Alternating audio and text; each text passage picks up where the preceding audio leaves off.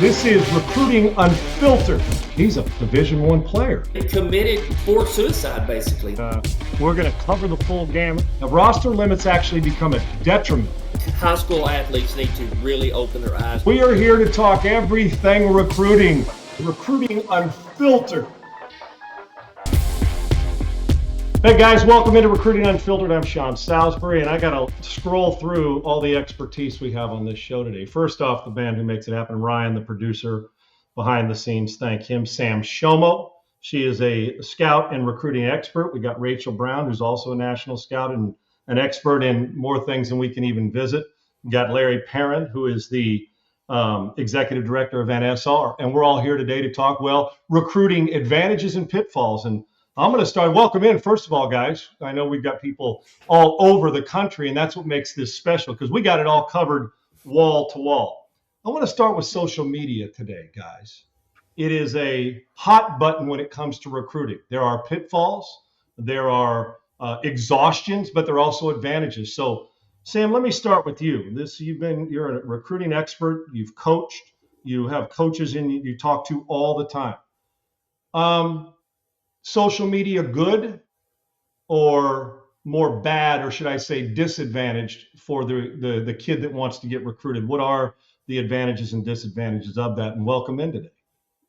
Thanks for having me. And, that's a huge question. I think all of us are asking ourselves that every day, right? Is social media good or bad at the end of the day? And I believe, as a college coach and now a recruiting expert, I believe that social media is good when used the right way. There's a very, very fine line. So we need to be taking the right actions to make sure we don't cross that line into it being detrimental. Because, we all know the saying, everyone's heard it. You have one chance to make a first impression.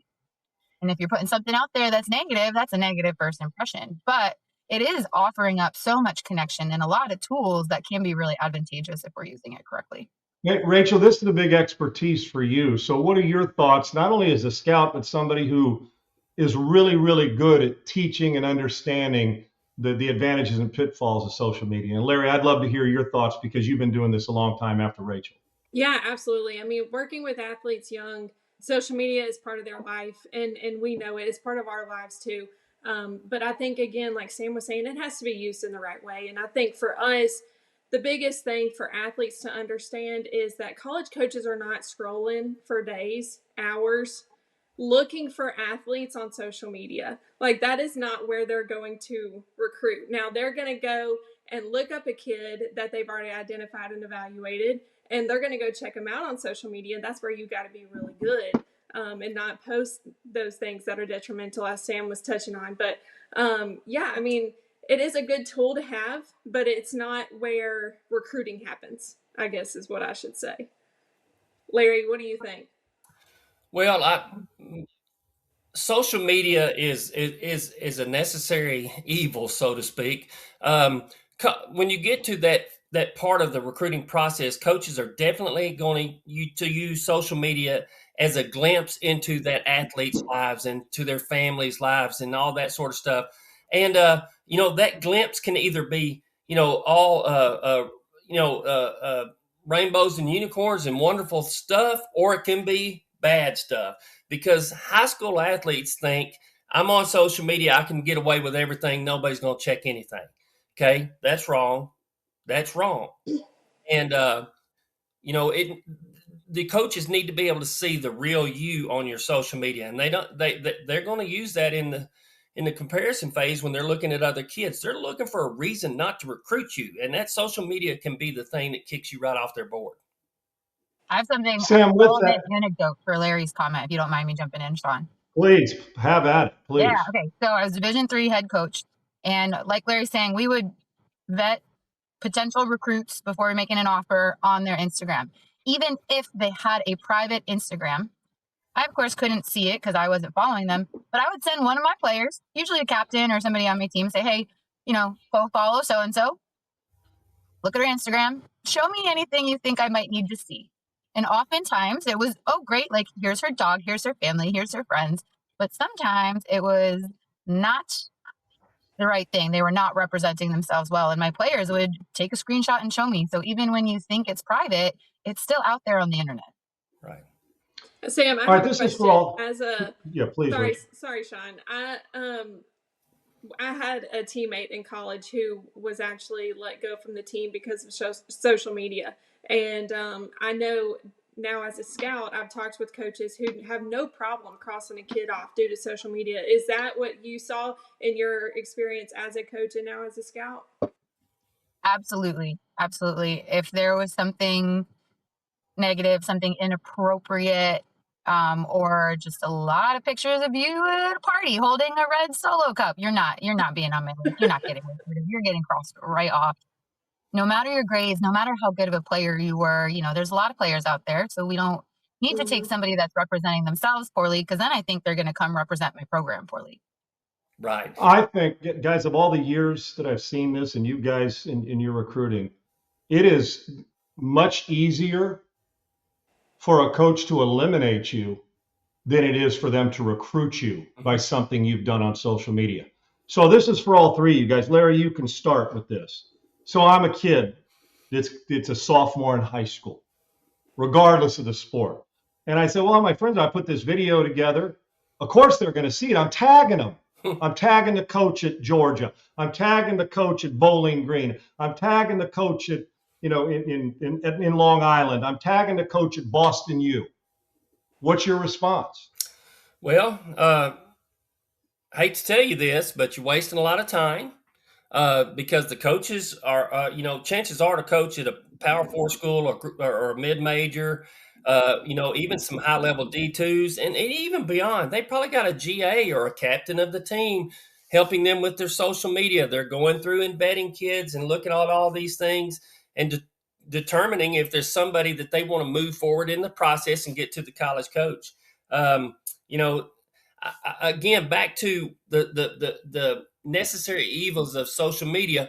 I think social media also, kids need to understand this. This may not be the door opening device, but it may end up being one of the communication devices that's used if you move along in the process. So, DMs and stuff will become important, but you've got to get into the process before you even get to those DMs.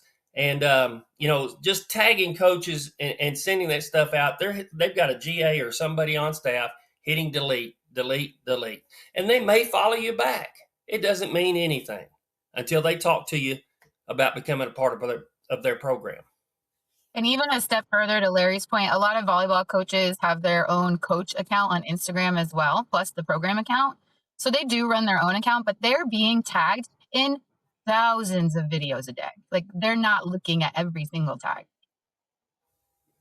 And Sam, what happens when you're not, as a coach, you see other schools that are probably in your conference or in your state that are getting tagged in this kid's post, but you at your school are not getting tagged. So you are like, okay, well, that kid doesn't want to come here, so I'm crossing them off. When in reality, you can only tag so many coaches, and you're doing more harm than good. The 2 or 3 or 4 or 5 that you can tag that probably don't fit athletically or financially or academically, the ones that you're not tagging that could be a fit, the coaches are like, well, they don't want to play here. They didn't tag me, so I'm going to cross them off.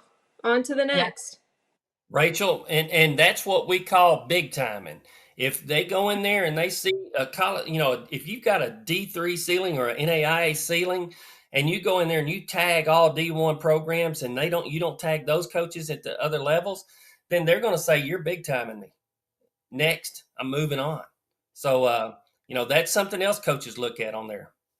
But Sam, I'm a high school recruit. I got a message in my inbox about coming to a camp. They invited me, and man, my buddies are doing it. I put music on my video. I'm getting recruited, right? This is the way to do it. I mean, good gracious, the coach, I know there's some interest. I got invited to a camp, and I got a letter in the mail that said, to the athlete, of course this is because of social media. Isn't that where all the coaches go to recruit me? Isn't that where I get recruited? Before I jump to that, because I do want to take that on, I have a relevant point for tagging. So I was talking to a handful of coaches I know. And one of them, I'm gonna like read their text word for word because I thought it was such a great point. Ask the recruit a simple question. Are you tagging me in this video because it's the best representation of your high-end volleyball skill? Or are you tagging me in this because it's easy?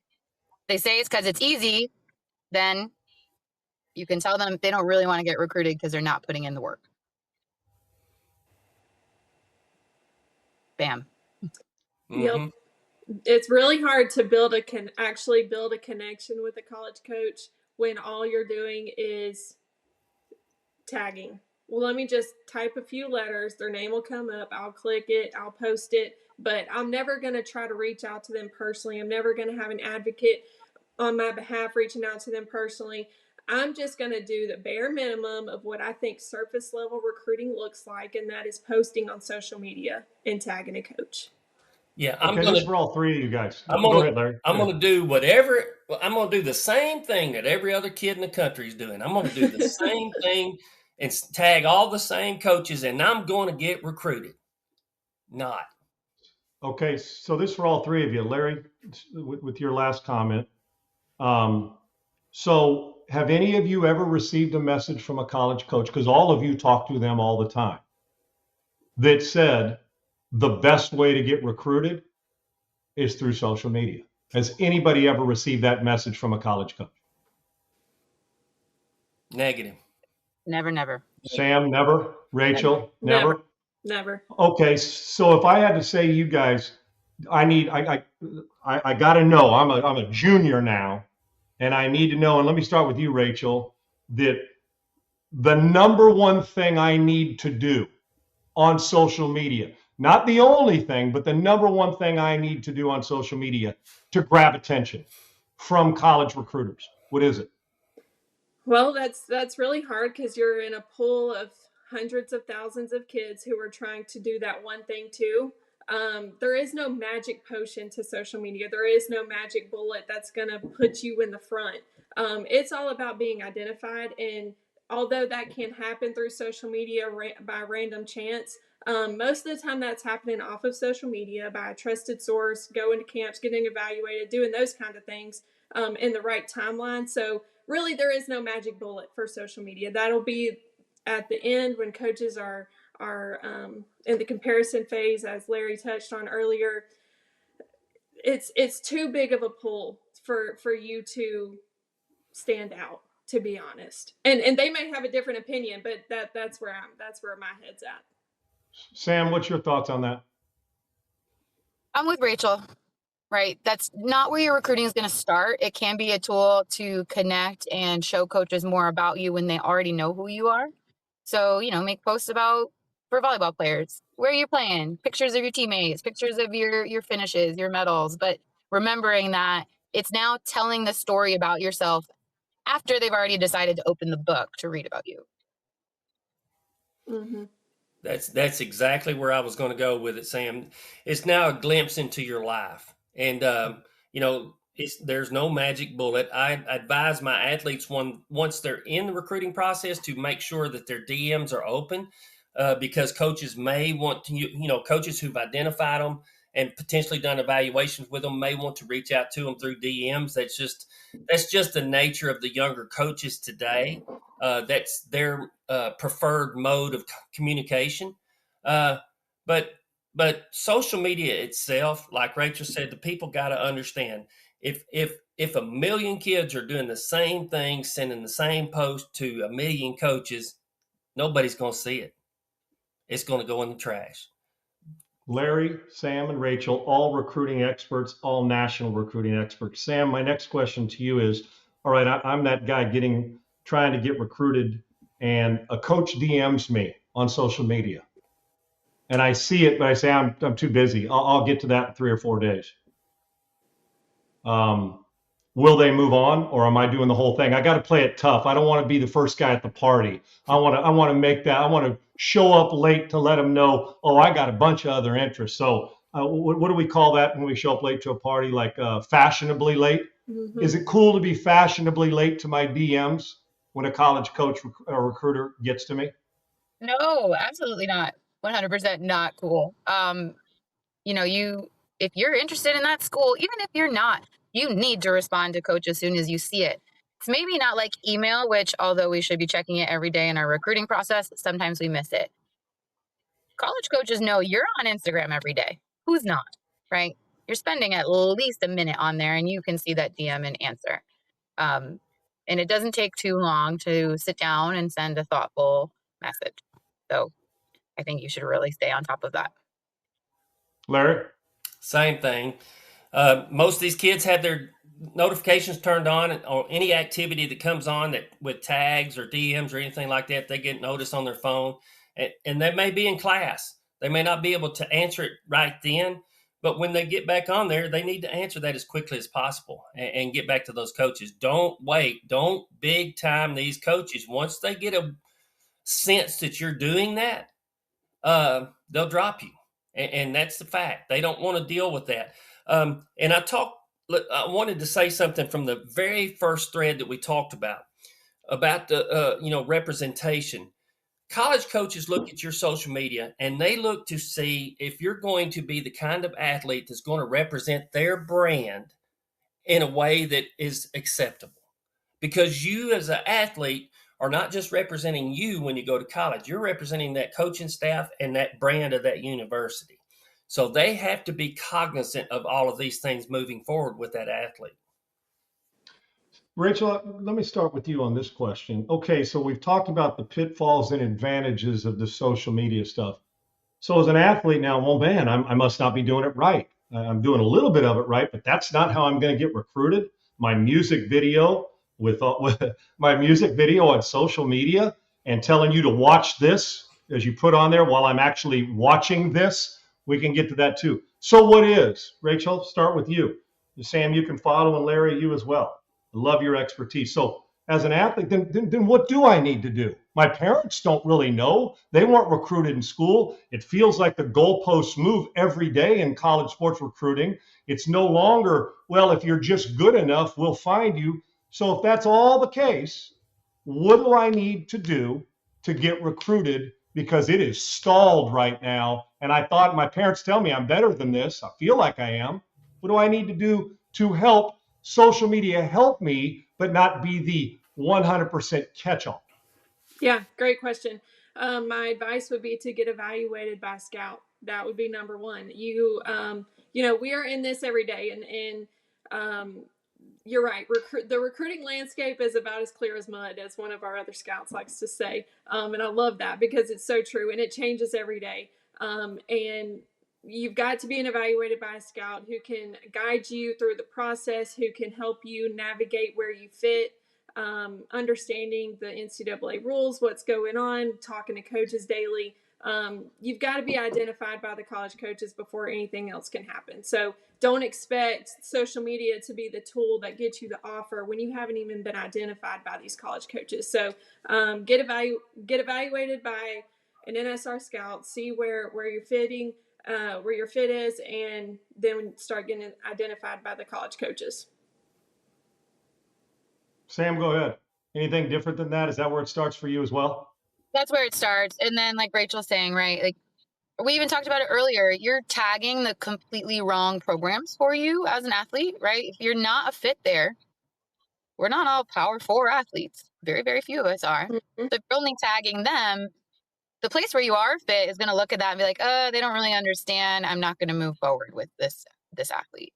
So you've got to understand where the best fit is for you, and then use social media as one of, not the only one, but one of the tools to start like building that relationship, right? Follow, comment, like things, like again, with the right schools, which is why I agree with Rachel. It's so important for high school athletes and their parents to get evaluated to understand where in this giant picture of college sports do you fit. Hey, Larry, real quick, and I know you agree with that okay, so I've been evaluated. What's next? And if I come to you, Larry, and I say, okay, you evaluated me, well, now what? Now what? I know what I'm going to do. I'm going to dig in with you, just like a college coach is going to do, and I'm going to find out if you're a recruitable and an offerable athlete. So there's going to be a process that we go through to determine that. You've got to have a skill set that translates to the next level, though. That evaluation is where it all begins. And if you don't have that skill set, then listen to the advice that the scout gives you back on things you need to work on to get potentially where you want to be. But yeah, man, I'm not open enrollment. I don't work with every single kid that comes along. I want the right person, the right fit that's going to do the things I need them to do when I need them to do it. And while every parent wants their kid to fit in the box and be the 5-star recruit, it's just there's not enough of those to go around. So finding the box you fit in matters. So let's go around the horn as we finish here with whatever's on your mind. Rachel, I'll start with you. Sam, and then Larry, you can close it out for this version of our Recruiting Unfiltered. Yeah, parting shots. Parting shots for somebody, for kids that are going to be watching this and their families watching this episode. Yeah, absolutely. So social media is a great tool to have in your tool belt, but it is not going to be what gets the job done. I want to back up to what we talked about just a minute ago with you, Sean. You mentioned a kid not answering a DM in 3 to 4 days, being, fashionably late to the party. And the thing is, if that's you, when you do arrive at the door to the party, they're going to say, sorry, we're no longer accepting new people in here because those other kids. The doors are closed then, right, Rachel? Yeah, you're too late. The other kids that I invited to this party or DM'd in the last 3 to 4 days that you didn't answer me, they're here. They're on the visit. So, obviously if a coach is emailing, DMing you, texting you, calling you, you've got to respond in a timely manner. Like Sam said, whether you're interested in that school or not, it's the decent thing to do. But look, social media is fun. Have fun on there. Show who you are, because when the coaches have identified you, that is a place that they're going to go and look, and they want to see you as a whole. Sam, go ahead. Be smart with what you're putting on your social media. And that's another added layer, right? We understand the obvious, right? We don't want to look like we're partying or represent ourselves or say anything mean. But beyond that, right? I had another college coach I was talking to about this text me and say, hey, we put a red flag on a kid because she put up a reel saying only my team gets the bad refs. She's like, we don't want that. We don't want that mentality. So, she's not on our list. Whereas maybe they were seeing it as a joke with their friends. They got to step back and think about how college coaches are going to perceive this and not perceiving it well. And that one little reel lost her an opportunity at this college, right? So it's just be smart, be smart, be smart. Larry? I've got 2 little points that I'll end on. Number one, athletes understand that coaches are also recruiting your parents. And so parents need to understand they're being vetted in that capsule when they start comparing athletes along with the athlete themselves. If you are crazy fence climber, hollering at the referees, hollering to umpires, cursing on social media, promoting bad stuff, the coaches take that into consideration as well. So make sure you don't do that. And then the other thing is, the last thing is, and I see it more in football than any other, is the handles that some of these kids put on their Instagram or their social media accounts, what they want to be called. And if your name is John Smith, have something in there that says John Smith something nice, a number behind it or something like that. But don't break off into some Rapper's Delight title where these coaches are going to have to look you up and find you, because that's another red flag. And the red flags happen in all sports. The red flags happen as peers to college coaches. Rachel, yes, that's right. I said that. As peers to college coaches, we hear about the red flags all the time, y'all. And it's true. It does happen. What do they say the definition of insanity is? Doing the same thing over and over again and expecting basically a different result. That can be social media if used wrong, because if you're doing it and 100,000 other college or high school kids are doing it, how they getting to you? There's not enough time in the day or enough bodies to get to you. That's one. And I'll finish with this. If you're not getting talked to by college coaches, you are not being recruited. Social media is an advantage when it's used right and a major disadvantage when it's not. Make those coaches and recruiters want to get to know you better through social media and know more about your game. Rachel, great stuff. Sam, great stuff. Larry, great stuff. Folks, these three are the best recruiters in the country in what they do, among others with NSR. But more importantly, saying we got this, and then a year later not having it because social media wasn't used right, as well as the evaluation and using the proper people to vet that evaluation. It's exactly the way you'll get recruited. Sam, thank you. Rachel, thank you. Larry, thank you. We will be back at it again next week, and we look forward to talking to you right here on Recruiting Unfiltered. I'm Sean Sutter.